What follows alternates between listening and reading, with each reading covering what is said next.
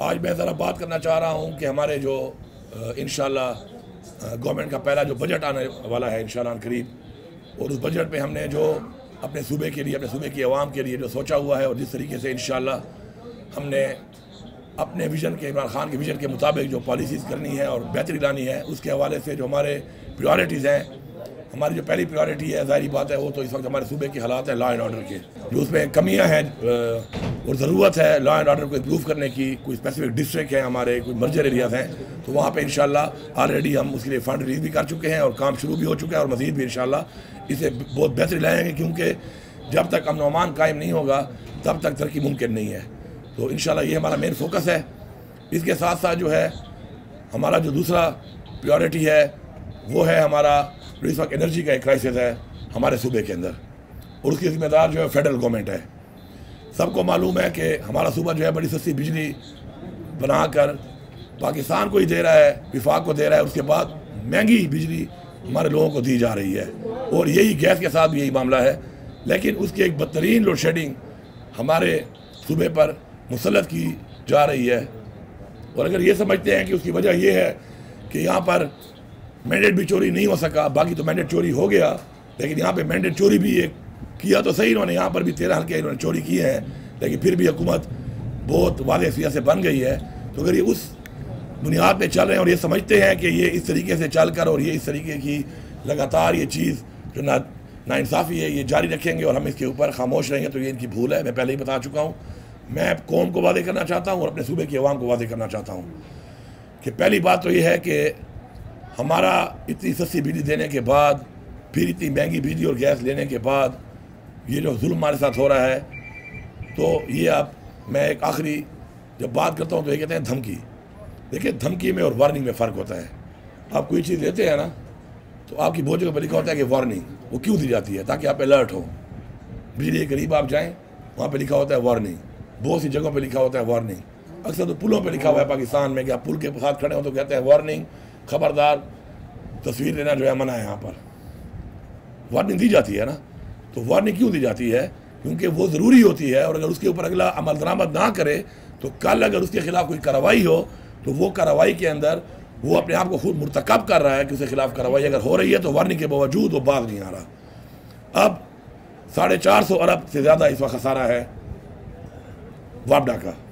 इसमें 110 अरब जो खसारा है जो बिजली की चोरी की मद में है वो हमारे सूबे का है। बाकी जो लाइन लासे का खसारा है उसके जिम्मेदार ये सिस्टम है, क्योंकि इमरान खान ने तो 3.5 साल हुकूमत की। इसके अलावा जो बरजुमान रहे, यही पार्टियां बरजुमान रहीं, इन्होंने सिस्टम को ठीक क्यों नहीं किया कि 120 अरब तक जो है वो सालाना खसारा आ जाता है सिस्टम की वजह से। उसके जिम्मेदार तो ये हैं। हमारा जो 1510 अरब रुपये देना है, मैं वाज़ेह कर रहा हूँ कि एक तो मेरी आवाम को चोर ना कहा जाए। हाँ, मजबूर है मेरी आवाम मर्जर की वजह से, हालात की वजह से, लॉ एंड ऑर्डर की वजह से, और लगातार जो सूबे के हालात चल रहे हैं, रोज़गार ना होने की वजह से मजबूर है। बिजली की चोरी वापडा ही करवाती है, और उसमें अगर कोई लोग इन्वॉल्व हैं मजबूरी की वजह से, तो मैं ये बात बिल्कुल बर्दाश्त नहीं करूँगा कि मेरे लोगों को चोर कहा जाए।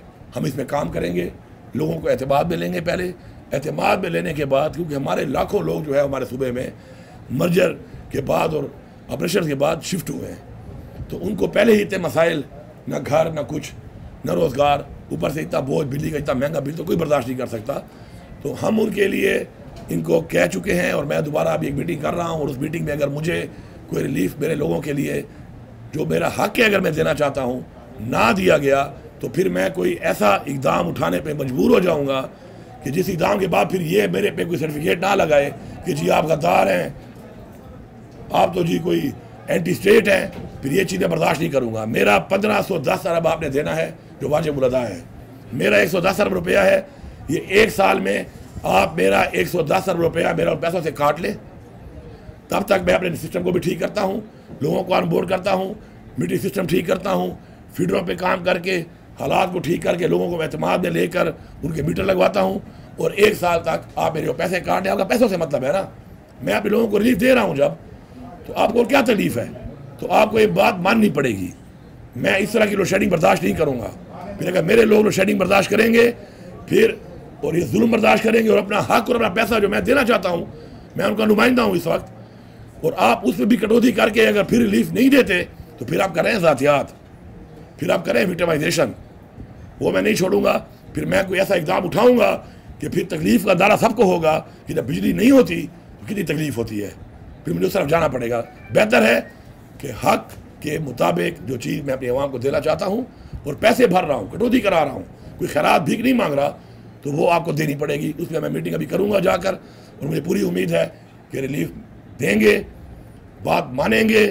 पैसा तो मैंने देना है, पैसा तो मैंने कटवाना है अपना, और अगर नहीं देंगे फिर मेरी पूरी सूबे की आवाम जो है उनको मैं वादे करना चाहता हूँ कि बिजली और गैस ये 2 महकमे हैं। 16 रुपये यूनिट से आज यूनिट 65 रुपये से ऊपर जा चुका है, मज़ीद महंगा भी कर रहे हैं। गैस के हालात भी वही हैं कि बिल 4 गुना 5 गुना आ रहा है। और उसके बाद अगर इन निकम्मों से मैं रिपीट कर रहा हूँ कि इमरान खान के टाइम में यही वसाइल थे, इमरान खान के टाइम में यही मुल्क था। अगर 16 रुपये यूनिट इमरान खान बिजली दे रहा था तो आज 65 रुपये में मुझे बिजली क्यों नहीं मिल रही? Same is with gas. 145 से चला गया है, पेट्रोल इतना महंगा होकर ये पैसा कहाँ जा रहा है? ये तो पैसा आप लोगों पर टैक्स लगा के कमा रहे हैं, किस पे लगा रहे हैं आप? सूबे के हकूक़ भी नहीं दे रहे, वाजिबात भी नहीं दे रहे, कर क्या रहे हैं आप लोग? तो इसका हिसाब अपने सूबे के हिसाब से तो मैं लूँगा और आपको देना पड़ेगा, वरना फिर मेरे सूबे के लोग जो हैं फिर वाज़ेह तौर पे फेडरल गवर्नमेंट के ख़िलाफ़ हम एक आवाज़ उठाएंगे, फिर हम एक तहरीक चलाएंगे। मेरी 2 तहरीकें हैं, एक मेरी पार्टी की है, मेरे लीडर की है, मैंडेट की चोरी की है। एक मेरे सूबे का वो जिम्मेदारी जो मुझे इमरान खान ने दी है, एक वो भी है। फिर ये तहरीक का उससे ताल्लुक़ नहीं है, लेकिन ये तहरीक भरपूर होगी और फिर मैं आपको बताऊँगा कि इंशाल्लाह ये अवाम अपना हक़ लेना जानती है, जुल्म हम बर्दाश्त नहीं करेंगे। उसके बाद जो हमारे बाकी सेक्टर्स हैं, हेल्थ कार्ड हमारा माशाल्लाह शुरू हो चुका है, उस पर हमने काम करके बेहतर करने के लिए पूरा हम काम कर रहे हैं। और इंशाल्लाह हम सिस्टम को ज़रा, क्योंकि हमारे मुल्क में मसला ये है कि चीज़ें अब्यूज़ हो जाती हैं, तो उसमें जो कुछ अस्पताल थे जो उन्होंने ओवर बिलिंग की, कुछ और भी उनमें कमियाँ थी, क्राइटेरिया में पूरे नहीं थे, और वो उस के बावजूद वो लिस्ट में थे हेल्थ कार्ड के, वो भी जो है इंशाल्लाह वो अस्पताल भी सारे के सारे हमने निकाल दिए। और क्राइटेरिया में जो पूरा नहीं होगा अस्पताल इस पर नहीं होगा। और हम कोशिश करेंगे कि अपने सरकारी अस्पतालों को हम उस लेवल तक ले जाएं कि वहाँ पर हमारे सरकारी अस्पताल में ही सारा इलाज हमको मिल जाए, ताकि जो पैसा हेल्थ कार्ड का यूटिलाइज़ हो रहा है वो मुझे ही वापस आए सरकार को, ताकि उस समय बेहतर इस कार्ड के पैसे भी बढ़ा सकता हूँ, कुछ और चीज़ें कर सकता हूँ। तो उसके लिए साइकिल में लाने के लिए इंशाल्लाह हम इसके अंदर ये काम भी करेंगे। हेल्थ को हमने इम्प्रूव करना है, हमारी प्रायोरिटी है। कुछ एरिया जो हेल्थ में बहुत बैकवर्ड रह गए हैं, पीछे रह गए हैं, वहाँ पे इंशाल्लाह हमारी प्रायोरिटी है कि हम वहाँ पर हेल्थ की फैसिलिटीज़ लोगों को अपने इलाके में ही हम मुहैया करेंगे। हेल्थ कार्ड तो पूरे पाकिस्तान में बहुत जगहों पर इस्तेमाल हो रहा है, लेकिन अपने इलाके में जब आपको सहूलत मिलेगी तो उसका ज़्यादा फ़ायदा है कि आपको कहीं दूर जाना पड़े। एजुकेशन के हवाले से भी एक निज़ाम बेहतर हुआ था, दोबारा वो निज़ाम ख़राब हो चुका है।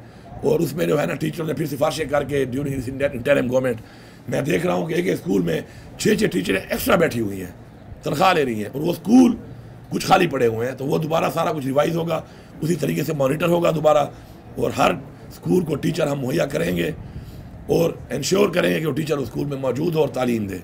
वरना मुफ्त की तनख्वाहें लेने वाला काम मज़ीद नहीं है, वजीफ़े नहीं चलेंगे इसके बाद। अब आ जाएँ आप हमारी जो डेवलपमेंट है, डेवलपमेंट में भी हमारे बहुत से ऐसे ज़िले हैं, बहुत इलाके हैं कि जो पीछे रह गए हैं, उनकी डेवलपमेंट नहीं हो सकी, ज़्यादती हुई। इंशाल्लाह उन बैकवर्ड एरियाज़ को, जैसे इमरान खान का विजन है कि हम ऊपर लेके आएंगे और बराबरी की बुनियाद पे उन इलाकों के साथ बराबर करें। इतने जल्दी नहीं हो सकते, लेकिन कम अज़ कम इतने बेहतर हो जाएंगे, बिल्कुल ही बैकवर्ड ना हो। उन पे हमारा मेन फोकस होगा। अब इन्वेस्टमेंट कहाँ पे होगी? इन्वेस्टमेंट जो इंशाल्लाह हम करेंगे अपने पैसे की, चूँकि पैसा आवाम का है, आवाम की अमानत है, तो हम उन प्रोजेक्ट्स में करेंगे कि जिससे हमें सूबे को रेवेन्यू भी मिले, लोगों को रोज़गार भी मिले और वो इलाका तरक्की करे उससे।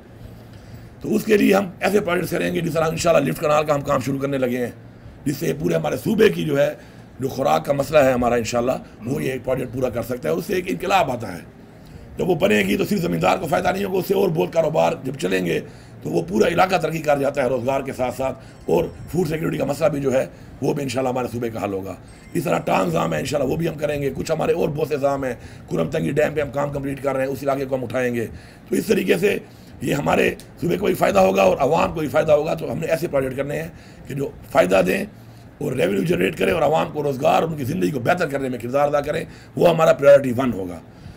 बाकी इसी तरह इंडस्ट्री जो है उसको हमने लाना है इंशाल्लाह बहुत जल्द। अब देखेंगे कि हमारा जो कुछ अभी बिजली बन रही है और बहुत एक 4 महीने 5 महीने वो तैयार हो जाएगी, तो वो बिजली हम नेशनल ग्रिड को देने के बजाय हम अपने जो हमारे अब इकनॉमिक जोन बने हैं उनको हम देंगे, और बिजली व्हीलिंग करके हम उनको बिजली का वहाँ से लाइन देंगे, और वहाँ पर हम सब्सिडी देकर, क्योंकि सब्सिडी के बगैर इंडस्ट्री नहीं चल सकती ना एनर्जी के बगैर, तो हम सब्सिडी देंगे, कम रेट पर बिजली जब देंगे तो इंशाल्लाह पूरे पाकिस्तान के भी और बाकी बाहर ममालिक से इन्वेस्टर जो हैं वो हमारे पास आएंगे, हमें उससे रोज़गार ही मिलेगा, रेवेन्यू मिलेगा, और इंडस्ट्री को एक सस्ते रेट में जब एनर्जी मिलेगी तो उससे इंडस्ट्री पाकिस्तान में ज़्यादा होगी और पाकिस्तान के एक्सपोर्ट में भी उसका फ़ायदा होगा।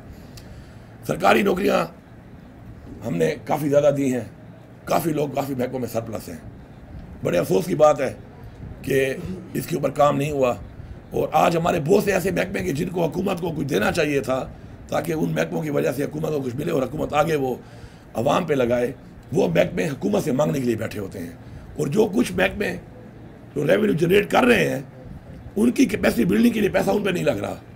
हालांकि अगर कैपेसिटी बिल्डिंग उनकी की जाए, फॉर एग्जाम्पल एक्साइज डिपार्टमेंट अब है, उसमें KPRA है, अगर उसमें आप वही पैसा डिजिटाइज करने में उनके ऊपर इन्वेस्ट करें, उनकी कैपेसिटी बिल्डिंग करें, तो वो अपने रेवेन्यू को बहुत ऊपर ले जा सकते हैं। लेकिन उनका वो पैसा लगता है बेसिकली उन महकमों पे, उन निकम्मों पे, निकटुओं पे कि जो डिपेंडेंट हैं औरों के ऊपर और अपने आप को सेल्फ सफिशिएंट नहीं कर रहे।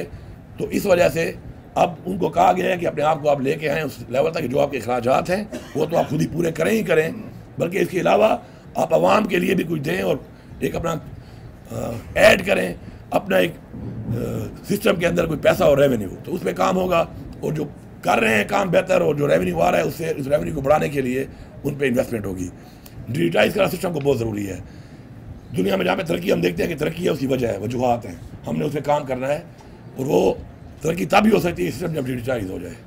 अभी आज ऐसा सिस्टम दुनिया में आ चुका है कि मेरा हेल्थ कार्ड कोई अब्यूज़ नहीं कर सकता, मेरे पास पूरी फैमिली की हिस्ट्री आ जाएगी, उसे पता हुआ है कौन कौन सी बीमारियां हैं, इस बीमारी में कितना पैसा लगा है, कब लगा है, उसके बाद दोबारा क्यों आई है, लेकिन उस पर बड़ी कॉस्ट आती है पर हॉस्पिटल, उसमें टाइम जरूर लगेगा, लेकिन आहिस्ता आहिस्ता हम कुछ अस्पतालों में इसको शुरू करेंगे ताकि टाइम में जाके सिस्टम एब्यूज़ ना हो सके। देखिए, करप्शन के खात्मे के लिए ज़रूरी है कि करप्शन के जो मौके हैं, जो गुंजाइश है सिस्टम में, उसको ख़त्म किया जाए। उसके बगैर करप्शन को जो है, ये नैब के इदारे भी बने, एंटी करप्शन भी चल रही है, बहुत एहतसाब की बातें हुई, लेकिन वो क्यों कंट्रोल नहीं हुई? क्योंकि दुनिया में जो एक मैकेनिज्म है ख़त्म करने का, वो सिस्टम के अंदर ही करप्शन करने की गुंजाइश ना हो, वो है, और हम उस पर अभी तक नहीं गए। इंशाल्लाह हम उस पर जाएंगे, और मैं वादे पैगाम दे रहा हूँ, करप्शन के ऊपर मेरा वादे पैगाम है, और ये पैगाम इस्लाम के मुताबिक है कि रिश्वत लेने और देने वाला दोनों झरमी है। मैं वादे तौर पे कह रहा हूँ कि रिश्वत देने वाले ही फैसिलिटेटर बने हुए हैं शैतान के, और रिश्वत लेने वालों को उस पर लगा रहे हैं, तो ये दोनों बराबर के मुजरिम हैं। अगर किसी बंदे पे साबित हो उसे रिश्वत ली है तो वो तो जाएगा घर, काम शुरू हो चुका है, आपको पता चल रहा है कि इंशाल्लाह ऊपर लेवल पे हो रहा है, नीचे वाला नहीं, ऊपर से शुरू किया हुआ है। और अगर साथ जिसने रिश्वत दी है वो भी साथ घर जाएगा, उसको भी वही सज़ा मिलेगी। इसलिए बेहतर है लेना भी छोड़ दो और देना भी छोड़ दो, क्योंकि दोनों जो है ना वो बचेंगे नहीं आप। तो मेरा वादे पैगाम है, बार बार दे रहा हूँ, मुझे कोई शौक़ नहीं है लोगों को निकालने का। फिर सिफारिशें शुरू हो जाती हैं, फिर मिन्नतें शुरू हो जाती हैं, फिर तल्ले शुरू हो जाते हैं। तो आप ऐसा काम ही ना करें कि आपको सिफारिश करनी पड़े, मिन्नत करनी पड़े और तरले करने पड़े। क्योंकि मैं समझता हूँ कि रिश्वतखोर को निकालने से मुझे कम से कम बदुआ नहीं, मैं बदुआ से बड़ा डरता हूँ, लेकिन ऐसे बंदे को निकालने से मुझे उसकी बदुआ नहीं लगती, बल्कि मुझे लोगों की दुआ ज़्यादा मिलेगी। तो बेहतर है कि इस काम को आप ना करें और आप इस काम से गुरेज करें। कुछ सेक्टर हमारे जो है बहुत ज़्यादा इस वक्त ऐसे हैं कि जिनमें हमारा रेवेन्यू बहुत बढ़ सकता है। माइनिंग, उसमें हमारा अल्लाह की तरफ से हमें दिया गया है, उसके अंदर इंशाअल्लाह हम इतना बेहतरीन एक निज़ाम ला रहे हैं, एक अपनी माइनिंग कंपनी बना रहे हैं, और एक परसेंटेज करके परसेंटेज लेवल के ऊपर काम होगा। जो रेट माइनिंग के दिए हुए हैं, इन रेटों के ऊपर तो लगता है कि जो हमारी माइनिंग इस्तेमाल कर रहा है वो लगता है कि शायद ये उसकी ज़ाती कोई मलकियत है और वो खैरात दे रहा है हुकूमत को। ऐसा नहीं चलेगा। अब आप काम करें, अल्लाह आपको नसीब करे। निज़ाम बनने वाला है, एक्ट में तब्दीली आ जाएगी, अपनी माइनिंग कंपनी गवर्नमेंट की बन जाएगी। उसके बाद आप इन्वेस्टमेंट ज़्यादा करेंगे तो आपको माइन मिलेगी, आप काम नहीं करेंगे आप घर जाएंगे। और आप जब अच्छा रेवेन्यू लेंगे और हमें देंगे तो हम आपको इंसेंटिव भी देंगे कि आप और ज़्यादा काम करें। हमारे बाहर के इन्वेस्टर भी इंशाल्लाह इंटरेस्टेड हैं इसमें, हमारी बात चल रही, कई ममालिक हैं, कई बड़ी बड़ी कंपनीज हैं, और लोकल लोगों से मैं कहता हूँ कि हमें खुशी है कि आप आएँ। लेकिन ये कोई तरीका नहीं है कि आप सिफारिश करके या ताल्लुकात की बुनियाद पर लीज़ें तो ले लेते हैं, और लीज़ें लेने के बाद आपकी वो ना आपकी उस पर कोई एक्सपर्टीज़ होती है, ना आपका काम होता है, और लीज़ें इतनी ज़्यादा पड़ी हुई हैं लोगों के नाम पर, काम नहीं कर रही, सारी कैंसिल हो रही हैं, सारी शुरू हो चुके हैं कैंसिल होना, काफ़ी तो हमने कर दी हैं, बाकी भी कैंसिल होंगी और नेक्स्ट तो मिलेगी। एक टाइम पीरियड में अगर वो काम नहीं करेगा तो उस टाइम पीरियड के बाद उतना ही पैसा उसमें टैक्स आएगा जितना काम करके वो निकालता और हमें देता, या फिर वो फारिग घर जाएगा। तो इसलिए बेहतर है उस काम में ना घुसो जो काम आप नहीं कर सकते, वही करो जो आप कर सकते हो। आखिर में मेरा ये मैसेज है पूरे सूबे को, पूरे सूबे की आवाम को, कि ये इमरान खान की हुकूमत है और इमरान खान के विजन के मुताबिक अल्लाह ने मुझे एक मौका दिया है, मैं आपके साथ हूँ। और मैं सिर्फ ये नहीं कह रहा कि मैं कोई सरकारी अफसरान के ख़िलाफ़ हूँ। अल्हम्दुलिल्लाह मुझे फ़ख्र है इस बात पे कि हमने विक्टिमाइजेशन नहीं की। हमने एक मिसाल कायम की है कि जो हमारे साथ हुआ, जिस तरीके से किया गया, अगेंस्ट द लॉ किया गया, गलत तरीके से किया गया, कानून को तोड़ा गया, बार बार तोड़ा गया, ज़ातियात की गई, आइन शिकनी की गई, उसके बावजूद भी इस मुल्क के लिए हमने सबको माफ़ किया और हमने कहा आगे बढ़ो। और मैं इस पर पूरी अपनी पार्टी का, क्योंकि ये मेरे साथ नहीं हुआ, मेरी पूरी पार्टी के साथ हुआ है सूबे में, मुझे फ़ख्र है अपने वर्कर्स पे, अपनी लीडरशिप पे, अपने लोगों पे, अपनी आवाम पे, कि उन्होंने इस चीज़ को समझा कि किसी मजबूरी के तहत किसी ने गलती की है तो उस गलती को माफ़ करके अगर इस्लाह की तरफ आता है तो हम इस्लाह पे खुश होकर उनको आगे साथ चलने को भी तैयार हैं। लेकिन अगर कोई फिर भी इस्लाह नहीं करता तो फिर मेरे ख्याल में वो फिर सज़ा के लिए भरपूर तैयार रहे, और सज़ा भी सख्त सज़ा होगी, मजाक वाली नहीं होगी। मेरे पॉलिसी में नहीं है कि मैं बंदे को ट्रांसफ़र करूँगा, मैं टर्मिनेट करूँगा। ये आप याद रखें, मैं बरमला कह रहा हूँ, टर्मिनेट फ्रॉम सर्विस। और अगर कोई ज़्यादा सबूत आ गए तो फिर पेंशन भी ख़त्म करूँगा। जो ऐसा भी करूँगा फिर कि जो तनख्वाहें ली हुई हैं, फिर चाहे अपना सारा खाया हुआ माल वापस करने के लिए वो सारी तनख्वाहें भी दोबारा वसूल करूँगा। इसलिए बेहतर है कि ऐसे इक़दाम की तरफ मुझे ना जाना पड़े, अपनी इस्लाह कर लें, अपनी इस्लाह कर लें और इस्लाह करके आगे बढ़ें, और आगे बढ़ के अपना किरदार अदा करें इस सूबे की तरक्की में। इस सूबे की जो आवाम की इसके मसाइल के लिए आपको तनख्वाह दी जा रही है, आवाम के टैक्स के पैसे से मराहत दिए जा रहे हैं, उसके लिए अपना वो किरदार अदा करें।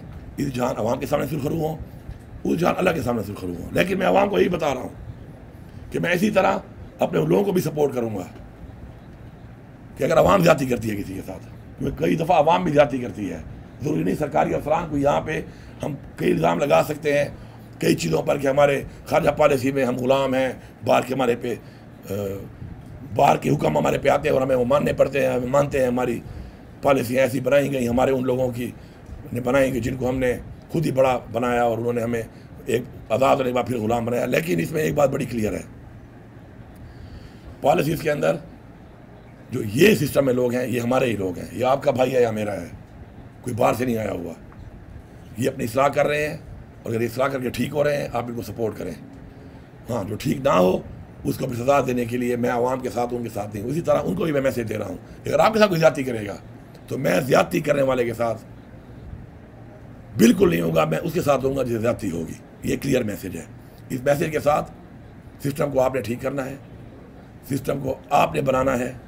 जब आपका वज़ीर आला कह रहा है, आपकी हुकूमत कह रही है कि वो आपका साथ देती है इन चीज़ों में कि आप करप्शन को रोकें, आप क्वालिटी ऑफ वर्क को देखें, उसको रोकें। क्वालिटी अगर ठीक नहीं है आपको पूरा इख्तियार है, उसके लिए आपको न एक्सेल होने की ज़रूरत है, न SDO होने की ज़रूरत है, न MP होने की ज़रूरत है, न MNA होने की ज़रूरत है, न बलदियाती नुमाइंदा होने की ज़रूरत है। आपको मैं इख्तियार दे रहा हूँ, आपको आप रोकें, आप रोकें, मेरे तक पहुँचाएँ। मेरा इंशाल्लाह जो पोर्टल मैं लगा रहा हूँ, ट्रैकिंग सिस्टम के सारे पोर्टल मैं इंशाल्लाह एस्टेब्लिश कर रहा हूँ। बार वो बन रहा है, थोड़ा टाइम लग रहा है क्योंकि वो इंटरनेशनल स्टैंडर्ड्स के मुताबिक होगा। उसमें मैं खुद ट्रैक करूँगा हर चीज़ को। आपको मैं यकीन दिलाता हूँ कि मैं आपके साथ हूँ, और जब मैं आपके साथ हूँ तो इसका मतलब ये है कि आप हर हद तक जाएं और इस चीज़ को रोकें जो पॉलिसी मैं आपको बता रहा हूँ, और मैं आपका साथ दूंगा। हाँ, अगर आपको ये लगे इसके बाद मेरे साथ ये मेहनत करने के बाद कि शायद मैं आपके साथ नहीं हूँ, तो फिर आपको दिल बलाशा होना चाहिए। नाउमीदी जो है वो कुफर है, हराम है, नाउमीदी नहीं करनी। मुझे इमरान खान ने सिखाया, हमेशा इमरान खान ने कहा उम्मीद का, होप का। मैं उसी होप की बुनियाद पे आपसे ही होप करता हूँ, अफसरान से ही होप करता हूँ, अपनी आवाम से ही होप करता हूँ कि इस होप के साथ इंशाल्लाह हमने आगे बढ़ना है, और हमने अपने इस कम टाइम में इंशाल्लाह अपने लोगों को पाँव पे खड़ा करना है। नौजवान, मेरे बच्चे और बच्चियाँ सब सुन लो, क्लास 4 में अगर मैं आपको भर्ती करता हूँ सरकार पे बर्डन डाल के और ज़रूरत नहीं है, तो उससे बेहतर है कि मैं आपको रोज़गार देना चाहता हूँ। मैं आपको अपने घर में रोज़गार दूंगा, मैं आपको ग्रांट भी दूंगा रोज़गार की, मैं आपको बिला सूद कर्जे भी दूंगा रोज़गार के लिए, और उस रोज़गार के लिए मैं आपको पैसा दूंगा। लेकिन मैं फिर वेरीफाई ज़रूर करूंगा कि मैंने जिस काम के लिए पैसा दिया था क्या आप वो काम कर रहे हैं या आप वो खा गए हैं। फिर जो खाएगा वो जेल भी जाएगा, ये नहीं है, क्योंकि वो पैसा मेरा नहीं है, वो पैसा इस आवाम का पैसा है, टैक्स का पैसा है। उसके लिए इंशाल्लाह आप 5-5, 7-7 लाख रुपए भरते हो यार। हम सुनते हैं, देखते हैं, लोग कहते हैं क्लास 4 की नौकरी 25,000 रुपये तनख्वाह है। वो यार 5-6 लाख रुपए की एक 2 गाय क्यों नहीं लेते हो? 30 किलो दिन का दूध देंगी। आज दूध का रेट क्या है? वज़ीर की तनख्वाह वो कमा के दे देंगी 3 गायें। यदि वज़ीर आला की तनख्वाह है 2.5 लाख रुपये तनख्वाह है वज़ीर आला की, अफसरों की तनख्वाह तो बहुत कम है। आप 200 मुर्गी ले लो, 2200 की एक मुर्गी मिलती है अंडों वाली। अगर आप बहुत बदबख्ते और आधी भी अंडा दे रही है, 40 रुपये का अंडा ठेकेदार उठा रहा है। पैसों का हिसाब लगाओ महीने का। अगर आपको मैं 2% पर लोन देता हूँ, 2% पर भी, तो आप ये समझ लेंगे 4 साल में आप 2 दिन जो कमा रहे हैं वो अपने कर्जे में उतार रहे हैं, बाकी 28 दिन आपकी जेब में जा रहा है और वो लाखों रुपया है। इसको समझें, अपना कारोबार करें, आगे भी बढ़ोगे, उससे आगे बढ़ोगे। मैं आपकी हेल्प करूंगा। जिसके पास पैसा नहीं है मैं पैसा दूंगा उसको, मैं हुकूमत की तरफ से पैसा दूंगा, ग्रांट भी दूंगा। जो बहुत गरीब है, मैं समझता हूँ कर्जा नहीं उतार सकता, उसको मैं ग्रांट भी दूंगा। जो मुझे लगता है कर्जा उतारेगा साथ साथ, क्योंकि आपका जो कर्जा उतरेगा उस कर्जे से आपके पास किसी और को मिलेगा। आप इसमें मेरा साथ दें, कारोबार करें, कारोबार में बरकत है, बढ़ेगा, आप आगे जाएंगे। आप अपने राइट तरफ देखें, लोगों ने कारोबार किए, कहाँ से कहाँ पहुँच गए हैं। क्लास 4 का मुलाजिम तो क्लास 4 ही रिटायर होता है, इक्का दुक्का कोई शायद MA BA करके बेचारा कोई वो भी कोई प्रमोशन आती है इंटर डिपार्टमेंट में, तो उसमें कहीं प्रमोट हो जाए तो हो जाए। तरक्की नहीं है उसमें, इसमें तरक्की है। और ये सुन्नत है, तिजारत करें, कारोबार करें, मेहनत करें, सुन्नत भी है ये। सुन्नत पे अल्लाह खुश होता है, अल्लाह हमारी मदद करेगा इंशाल्लाह। तो मेरी ये कुछ बातें थी।